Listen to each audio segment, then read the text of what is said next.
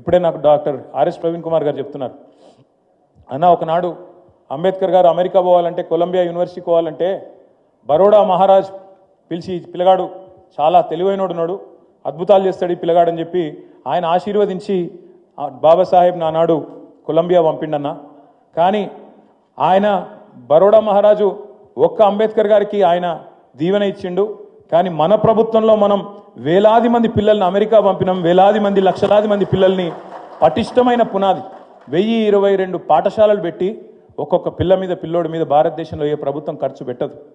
నెలకు 10,000 రూపాయలు, సంవత్సరానికి 1,20,000 రూపాయలు ఖర్చు పెట్టి నీకు బట్టలు, పుస్తకాలు, బ్యాగులు, సాక్స్, బూట్లతో సహా మొత్తం ప్రభుత్వమే అమ్మ అయ్యా మొత్తం అయ్యి తల్లి తండ్రి అయ్యి వారిని ప్రపంచంతో పోటీపడే పౌరులుగా తర్ఫీదునిచ్చి హిమాలయాలు ఎక్కించినా లేదా కోడింగ్ చేపించినా మరి అంబేద్కర్ ఆలోచన విధానాన్ని, ఆశయాన్ని ఆచరణలో చూపెట్టిన నాయకుడు మన నాయకుడు కేసీఆర్ గారు.